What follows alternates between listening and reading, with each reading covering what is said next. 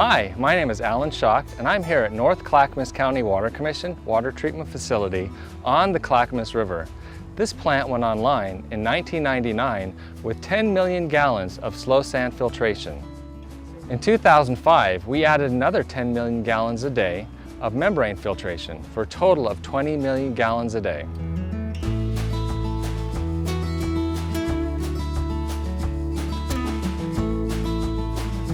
The North Clackamas County Water Commission is a partnership between 3 water agencies: the City of Gladstone, Sunrise Water Authority, and Oak Lodge Water. This is our intake on the Clackamas River. We have 2 bays that allow the water to come into the treatment plant. On the front of each bay we have fish screens. The fish screens keep out things we don't want in our finished water, just besides fish, but also it keeps out sticks, twigs, logs, again, things we don't want in our finished water. After the water travels through the bays, it's collected right here in the front. From here, it's gravity fed to the corner of the building where our caisson and raw water pumps are located. And you know what they say about gravity, it's not just a good idea, it's the law. Another unique feature about this intake structure is it has an air blast system that helps to remove anything that has accumulated on the outside of the screens.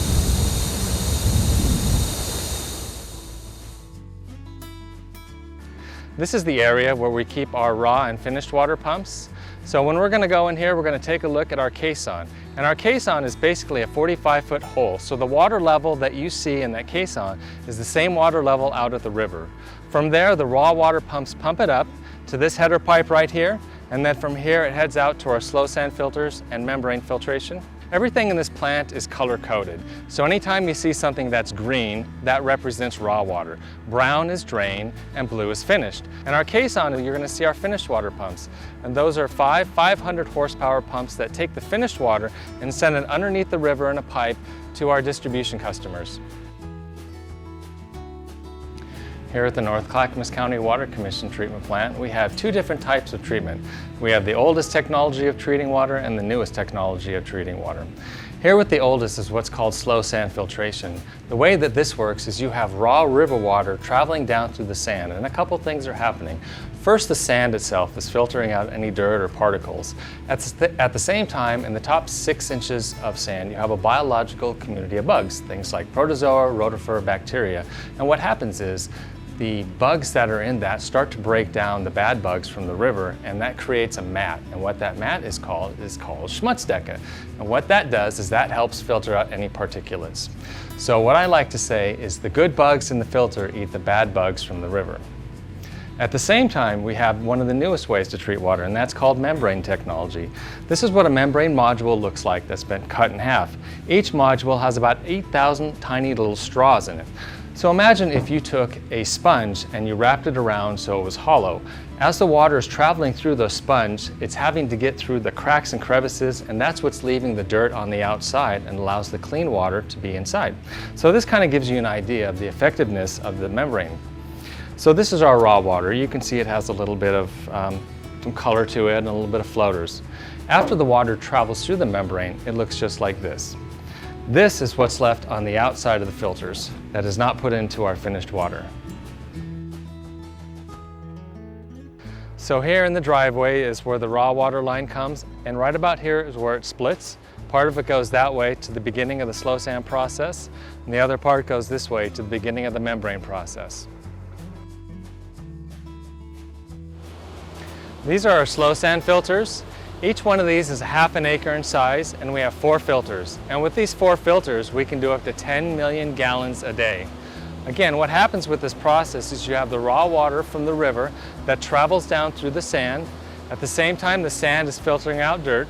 In the top 6 inches of sand, you have the biological community of bugs, the things like protozoa, rotifers, bacteria. And again, the best way I like to put it is the good bugs in the filter eat the bad bugs from the river. Eventually what happens though is you get so much dirt that accumulates on top of the sand, it's not allowing the water to travel down through, it plugs it up. So what we do then is we take it offline, we allow the water to completely drain out, and that exposes the sand. Once the sand is exposed, we have 2 pieces of equipment that actually drive out onto the sand. One of them looks like a conveyor belt with a scraper on it. And what that does is that goes along and scrapes just the top 1/16 of a little bit of the sand off the filter, and then that sand is deposited into a trailer that's being pulled by a tractor. Once the sand is completely scraped off, and once there's water in this, we put it back online. So after the water travels down through the sand, it is filtered water, but is not considered finished water yet because we have to add 2 different chemicals to it. The first chemical that we have to add to the water is called chlorine. And the reason that we add chlorine to the filtered water is because the slow sand does a great job of removing a lot of things, but one of the things it can't remove are viruses. Viruses are much too small and pass right through the filters. So we add the chlorine to kill the viruses.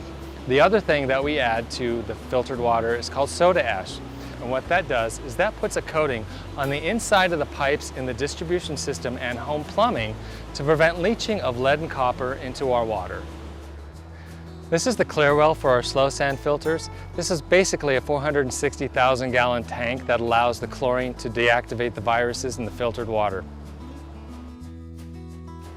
So the raw water for the membranes comes down here, but before it goes to the membranes, it goes through a couple different pieces of equipment. The first thing it goes through are the strainers. So after the raw water travels through the strainers, it goes to our flock tank. Now what our flock tank does is a couple things. First, it allows us to add a chemical to the water. By adding that aluminum chlorohydrate, or ACH, in the flock tank, that allows the organics and the ACH to bind together to get big enough for the membranes to be filtered out. The other thing that we can add in this flock tank is powder activated carbon. The river water in the late fall, summertime when we have the algae decaying and it gives off that nasty taste and odor, kind of smells like your grandmother's basement. By adding that powder activated carbon, it actually absorbs that taste and odor, so it gets removed before it goes to the membranes. So this is the membrane portion of the North Clackamas County Water Commission. Here we can also do up to 10 million gallons a day, and you can see it's a much smaller footprint than what we have for the slow sand filters. And it does an excellent job, like I said, of removing high turbidity water. But one of the drawbacks is, though, that it does require 5 times as much electricity to run versus the slow sand filter. And it has a lot more components involved with it, pipes and pumps and valves. So this is what a membrane module looks like that hasn't been cut in half. Again, each membrane module has about 10,000 fibers in it, like straws. Or if you were to take a sponge again and wrap it around, as the water is being sucked through the inside, it's allowing all the dirt to be stuck on the outside of the fiber. Eventually what happens though is that fiber gets filled up with all that dirty water, and then it goes into a backwash process. When a backwash occurs, what happens is the influent valve shuts off, the water level drops, and at that time the backwash pump comes on, pushes water through in a reverse pattern inside the fibers and out to agitate the fibers to remove anything that is accumulated on the outside of each fiber. These are the pumps that we use to add the chlorine to the filtered water. We have one for the membrane and one for the slow sand filter. These are called peristaltic pumps, and the way that these work is in this tubing is our chlorine, and as these rollers are rolling around, it moves the chlorine through the tubing at a desired dosage. This is the computer that controls and monitors the plant, often referred to as a SCADA system, which stands for Supervisory Control and Data Acquisition. This system has over 300 alarms that will call out the state-certified operators when the systems are in alarm and out of the parameters. So behind me is the generator that we use here at the treatment plant when we lose power. It provides us enough energy for 3 days worth of water treatment. We also have a deal worked out with PGE where if they have brownouts or situations, they can turn on the generator and put it back to the grid. Because we allow them to do that with our generator, they also take care of all of the maintenance and gassing and fueling. Here at the North Clackamas County Water Treatment Facility, we have many monitoring devices throughout the plant that monitor everything from raw water to finished water to pH to temperature to turbidity. But we also take grab samples throughout the plant and bring it here to our lab where we monitor their pH and the turbidity and the temperature. We can also run alkalinity and hardness. So another process that we do at the lab is to monitor for coliform removal.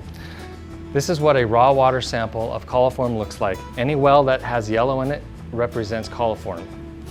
After the water travels through the slow sand filter, this is what the sample looks like. So you can see there's no yellow, so no coliforms.